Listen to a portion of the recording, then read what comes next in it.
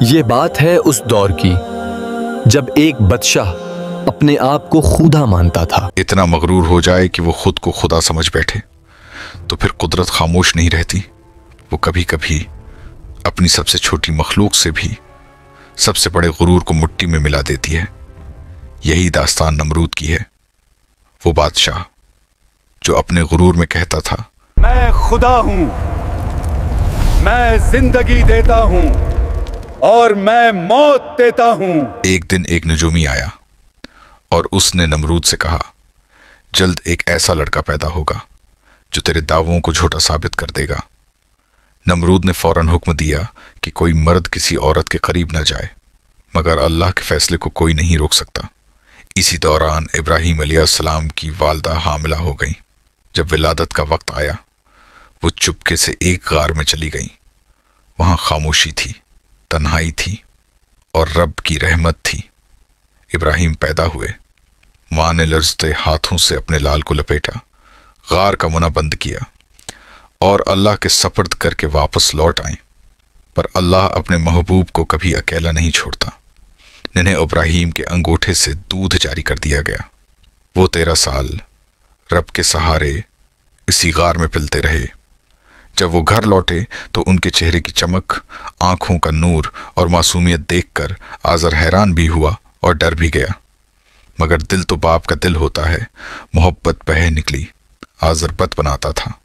ایک دن اس نے ابراہیم کو بھی بت بیچنے بھیجا، مگر ابراہیم پتوں کو رسی سے باندھ کر گھسیٹتے جاتے اور آواز دیتے، کون خریدار ہے اس چیز کا جو نہ نقصان دیتی ہے اور نہ فائدہ؟ لوگ حیران رہ جاتے۔ انہیں معلوم ہو گیا کہ یہ نوجوان بتوں کا منکر ہے۔ چند دن بعد عید کا دن آیا۔ سب لوگ شہر سے باہر چلے گئے۔ بت خانے کی نگرانی ابراہیم کو دے دی گئی۔ وہ لمحہ آ چکا تھا جس کا انتظار تھا۔ آہستہ سے کلہاڑا اٹھایا، بت خانے میں داخل ہوئے اور ایک بڑے بت کے سوا ہر بت کو توڑ ڈالا۔ پھر کلہاڑا بڑے بت کے کندھے پر رکھ دیا۔ لوگ واپس آئے تو منظر دیکھ کر چیخ اٹھے، یہ کس نے کیا؟ ابراہیم نے نرمی سے کہا، کلہاڑا تو بڑے بت کے پاس ہے، اسی سے پوچھ لو۔ وہ بولے، کیا تم پاگل ہو؟ یہ بت بول نہیں سکتے۔ ابراہیم مسکرا کر بولے، تو پھر یہ خدا کیسے ہو سکتے ہیں؟ نمرود آگ بگولا ہو گیا۔ حکم دیا کہ ایک بہت بڑی آگ جلائی جائے، اتنی بڑی آگ کہ دور کھڑا شخص بھی جھلس جائے۔ ابراہیم کو منجنیق میں باندھا گیا۔ لوگ سانس روکے دیکھ رہے تھے اور پھر انہیں آگ میں پھینک دیا گیا، لیکن اللہ نے فرمایا، اے آگ ابراہیم پر ٹھنڈی ہو جا اور سلامتی والی ہو جا۔ آگ تھم گئی اور ابراہیم سلامت کھڑے تھے۔ نمرود کے غرور میں دراڑ پڑ گئی، مگر دل نرم نہ ہوا۔ ایک دن اس نے دعویٰ کیا کہ میں بھی زندگی اور موت دیتا ہوں۔ ابراہیم نے جواب دیا، اگر تو خدا ہے تو سورج کو مغرب سے نکال کر دکھا دے۔ نمرود خاموش، لاجواب۔ پھر اس نے کہا کہ وہ آسمان پر جا کر خدا سے لڑے گا۔ عقاب باندھے، تخت اٹھایا، اوپر گیا اور آسمان کی طرف تیر چلایا۔ تیر خون آلود واپس آیا اور وہ چیخا، میں نے خدا کو مار دیا۔ غرور انسان کو اندھا کر دیتا ہے۔ بس اب اللہ کا فیصلہ تھا۔